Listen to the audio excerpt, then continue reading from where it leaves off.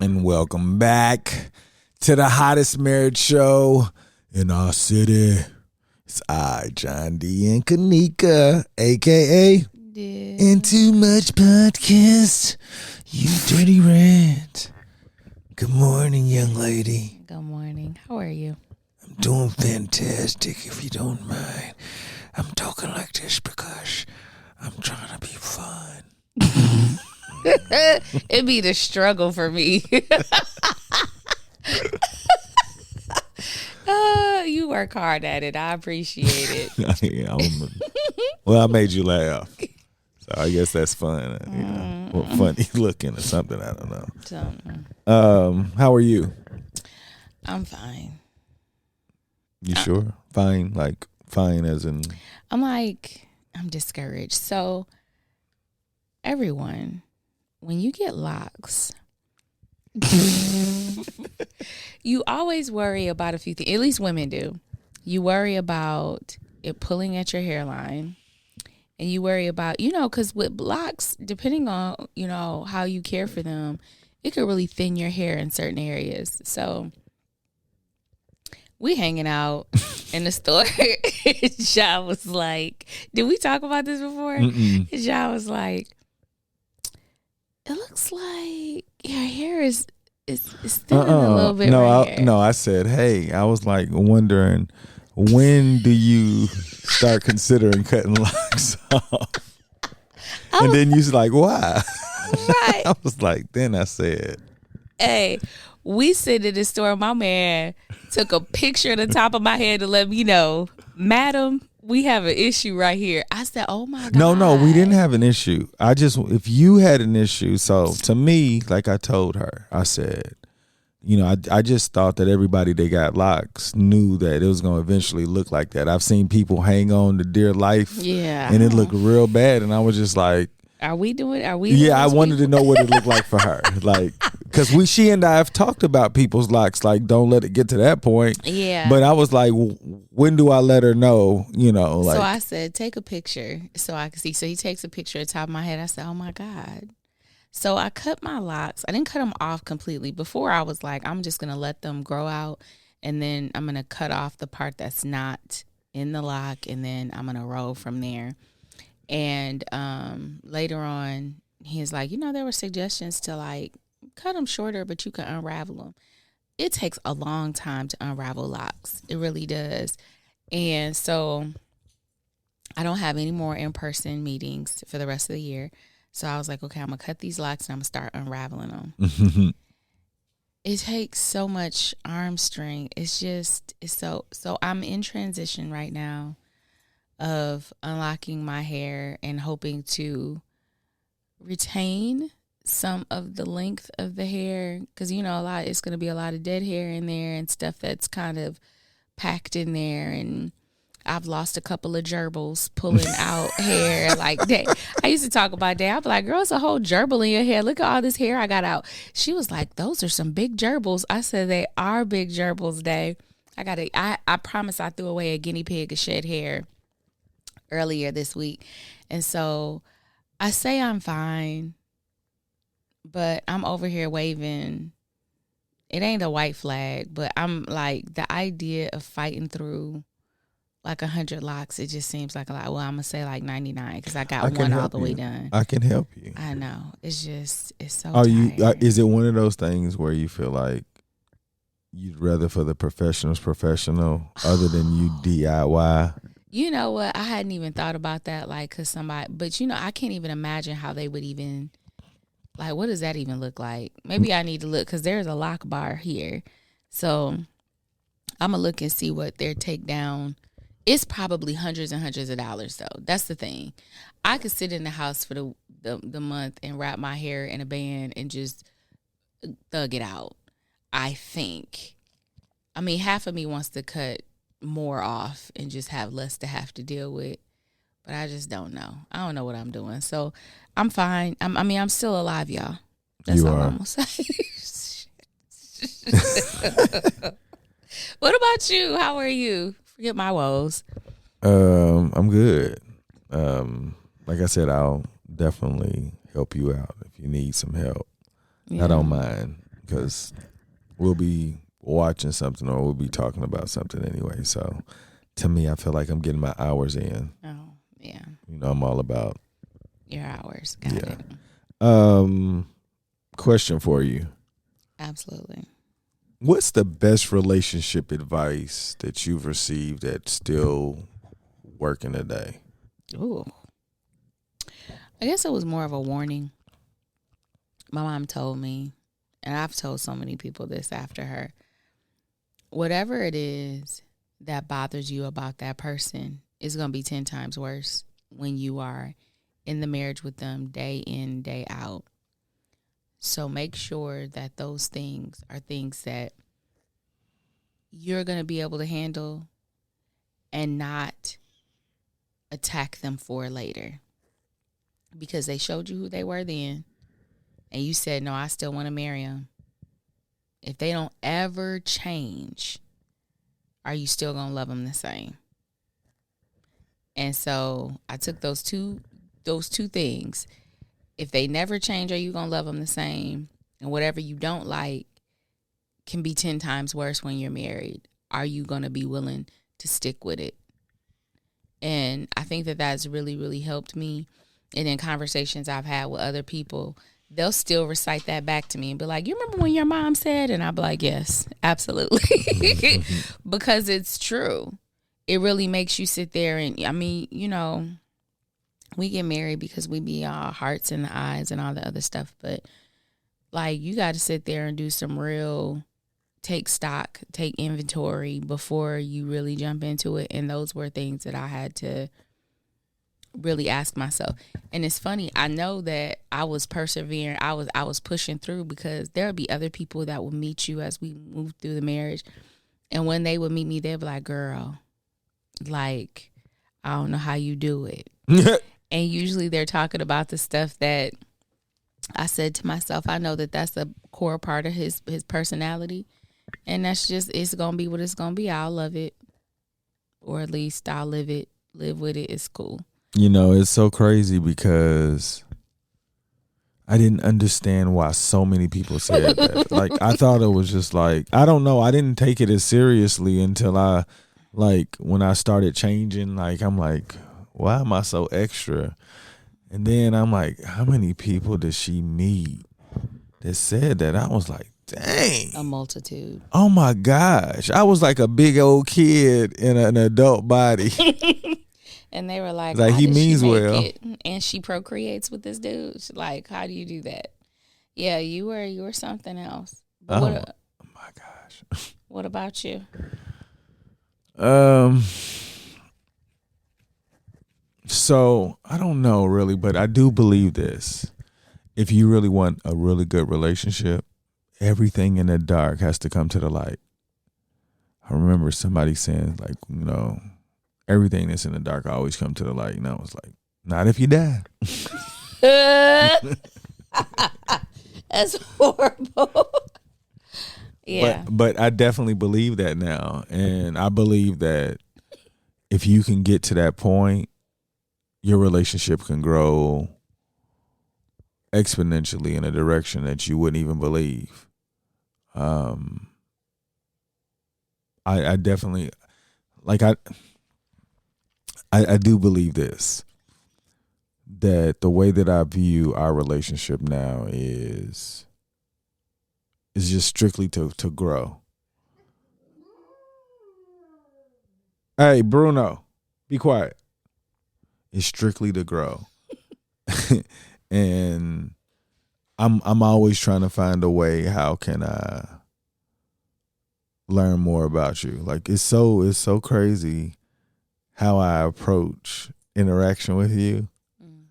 But I think it's helped our relationship in ways that I would have never, like, if somebody was like, hey, John, if you do this, this, and this, these things that happen. It's like, who's gonna do all that? Nobody gonna do all that. But the thing is, we're told, if you do those things, it gets easier and easier. You said, who gonna do all that? Yeah, like, you know, like, I gotta consider everything that I'm gonna say before I say it to her, and if she respond, I'm supposed to consider her feelings. Like, she know who I am. He was hell, y'all. Oh my God. And I was like, oh, I love him. You know? Oh, I love him. I think the apple don't fall too far from the tree. Yeah, y'all was chasing these ideas like we stupid, like men. We like me caveman. I work. We go trips. That's exactly what it was. Shoot. You have expensive things. I pay. That's from my heart. Oh my God. Take a picture so people know it happened. It did. And smile. Oh my God. I am smiling. I am smiling. But that's to me, I feel like once I was able to figure out why anything was in the dark, and then delivering it while I was in the dark, I feel like I walk differently. You know what I'm saying? So I think that if people want a relationship to really grow, nothing can be in the dark. Not on purpose. Not even if you're trying to protect somebody's feelings, because you don't know how they're going to respond, period. You know, and a lot of times people take it more personal that you didn't tell them versus, hell yeah. You know. They're like, okay, that made it even worse. Yeah. Hold on. Hey, I said stuff it. Yeah, it definitely makes it worse.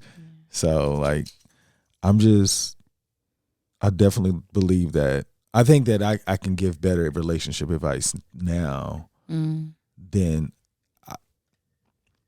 I don't believe any other relationship advice is good that I can recall. Nothing like worth me sharing other than everything in the dark will come to the light. Really? Yes. And that's honest to God. Like, even from some of the, I mean, like, it's going to get worse before it get good. Yeah, I mean, that's anything, right? Like, it has to get bad.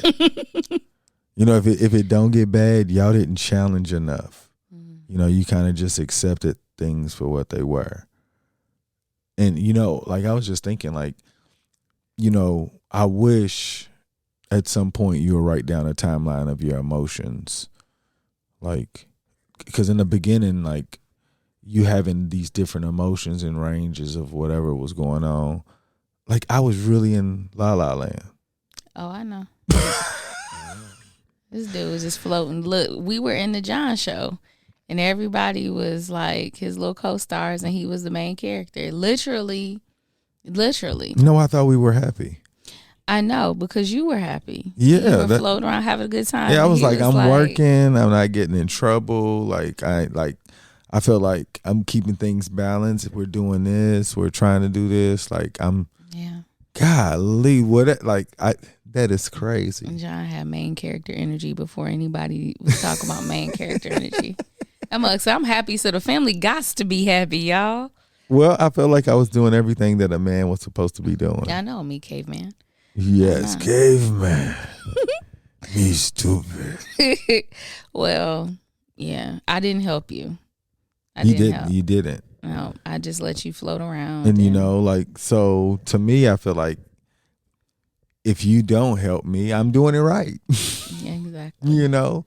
And yeah, so, but all the other advice that I've gotten through relationships, I don't think they've gone that far. It was like, look, I know she don't like talking about that. I don't even talk about it. To me, I'm like, I know she don't like talking about it, but I'm going to try to figure it out so we can talk about it. Because to me, I feel like if you're able to talk about the most difficult things, like, you learn more about me and I learn more about you.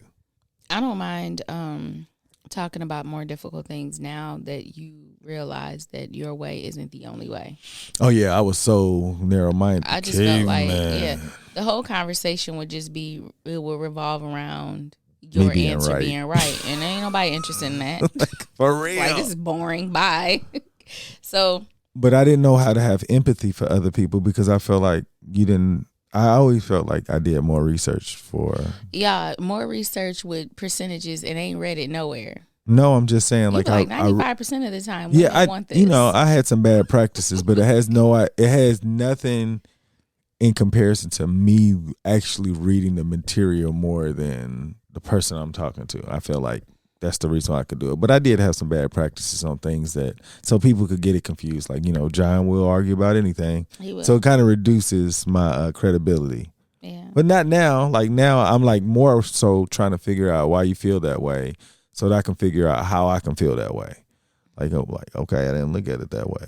To me, it makes the conversation easier, and it makes me a better person because I was like, why didn't I feel that before? Like, why did they have to explain all of this to me? Like, I'm sorry, I'm me caveman. Yeah, but that's crazy. Yeah, people had to explain stuff over and over again. Because I just didn't. I'm telling you, like, I was an Esau student before Esau came out. All right, like I learned how to read, but I didn't understand comprehension. And I can still say that to this day, that like even with music, I gotta like read it and hear it. Like I can't just hear it because it's going too fast. And if I read it, I gotta read it slow at my pace. So like when people talking, they already talking in a different dialect. I said, I've heard them words before. That sounds about right. Normally when these words go together, you say yes. That's horrible. Well, I'm saying, like, what do you want me to do? Like, but, you talk to enough people, you get enough options to be correct when people won't question it and be like, yeah, that's about right. But now I'm able to process words better. Oh, good job. Yeah. So any other relationship advice do you have any that you feel like, if you could give something to somebody, what would you give to them outside of growth, giving them time to grow? Would you say women needed time to grow? Yeah. I mean, I told you when I came in, I thought women were supposed to be a certain thing. And then just like social media, people post and you only see what you see. So you don't know all of the blood, sweat, and tears it took to get to wherever they got to. When people are decorating their house and then they show you, you don't know that behind the camera it looked like a complete disaster.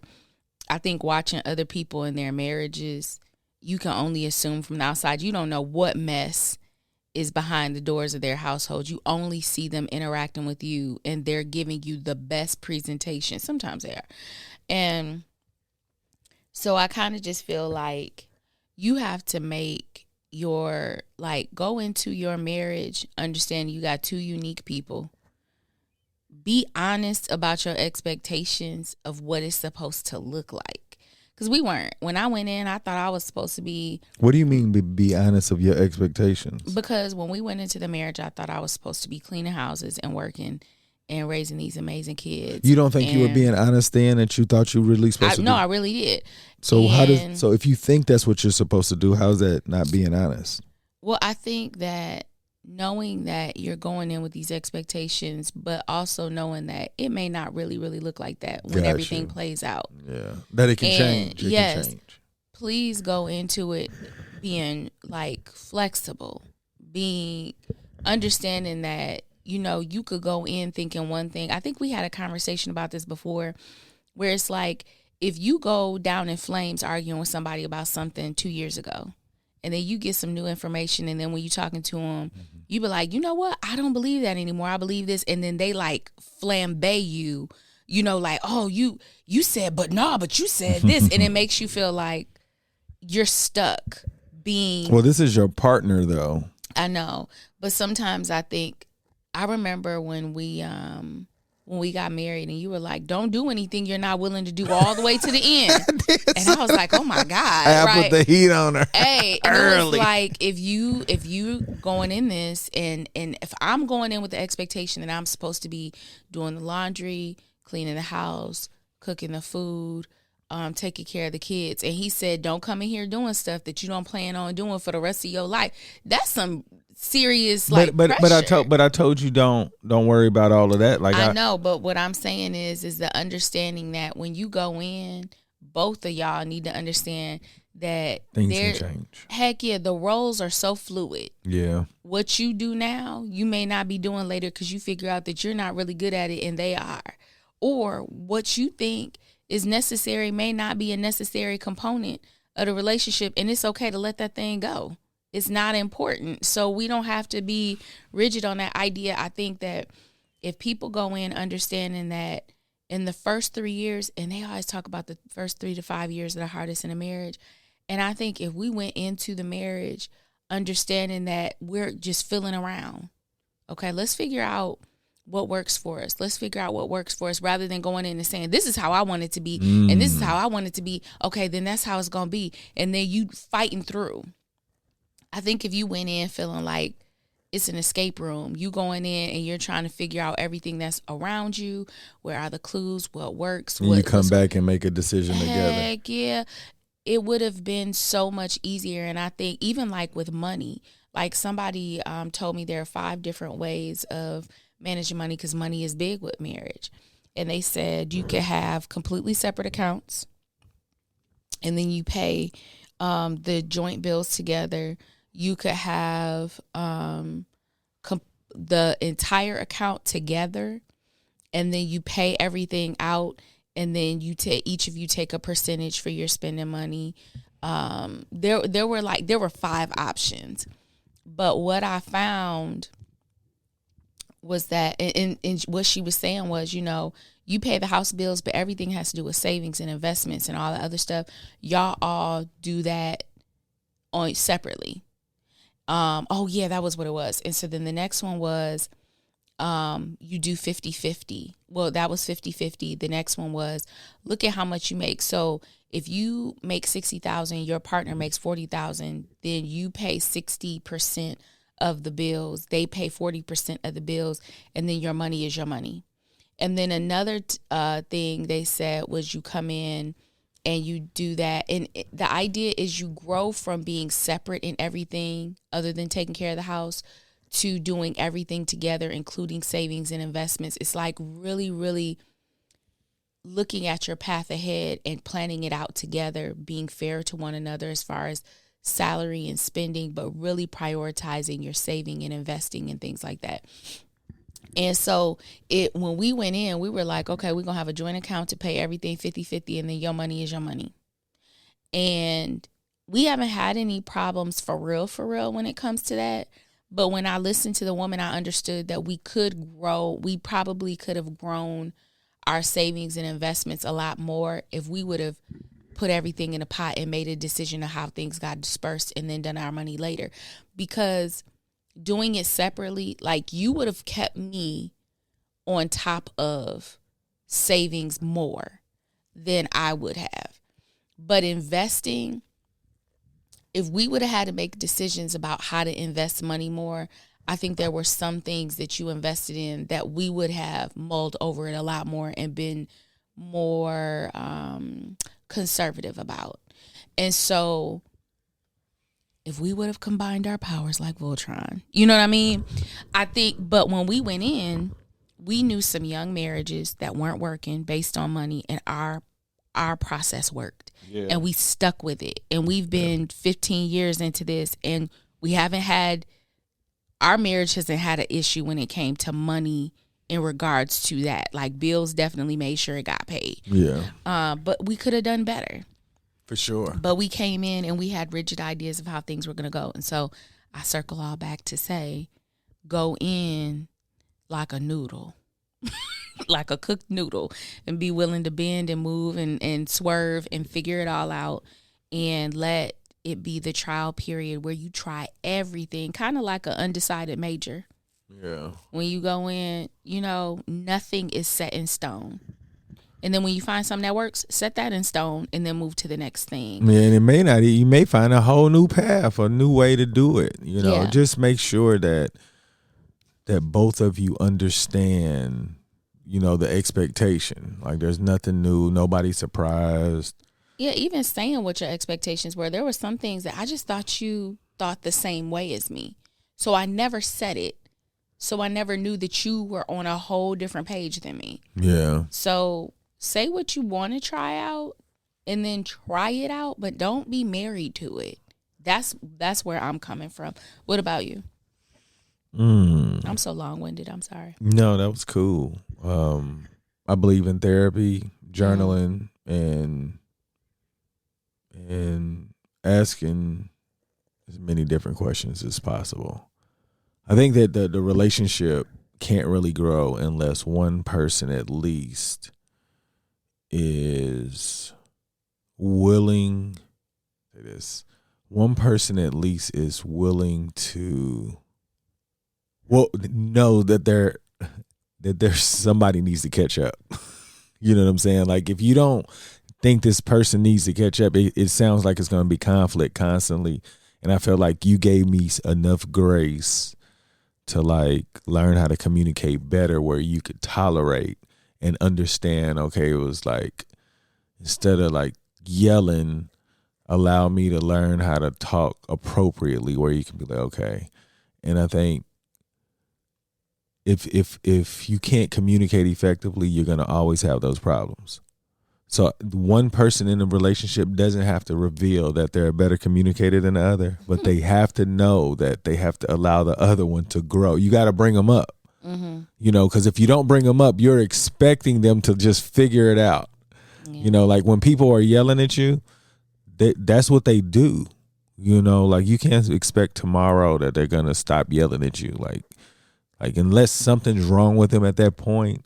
But they're probably that's just what they do. That's how they respond whenever their emotions feel that way. So you have to bring that attention to them. Say, hey, I feel like when you speak to me this way, I want to shut down and I don't even want to talk to you. And I don't want to feel that way because I enjoy your company. But you have to say it in a way where they were like, oh, I didn't even try to do that. And if they try to tell you that's the way they talk, well, you say, hey, I don't like the way you speak to me, and if you continue to do it that way, I don't know if this is going to be a good fit. And like, you have to be able to set that boundary, because if you don't, they're going to say, hey, at least they can say, hey, you're right, I'm gonna work on it. And then you can have that grace for them. But if they say, no, this is how I talk, then you can't give them any grace, because you're hoping that they're playing with you. Like, it's like, nah, I'm gonna work on it without telling you. Like, just remember that. Anybody want to give a shout out before we get out of here? Not today. You? Shout out to our dogs. Yes. You know, Kingston and Bruno are some really good dogs. I enjoy their company, and they just, I don't know, they give you a smile when another human probably can't. Not for me, I'm always smiling, but you know, for me, they helped out my wife a lot. So shout out to them for keeping her whole while I was on my mission to become a better communicator. Aw, they did. Yeah, I know. Y'all make today better than yesterday. Don't worry about anything you can't control. GATA. Get after that action, or that action will get after you. Be great on purpose. Boom.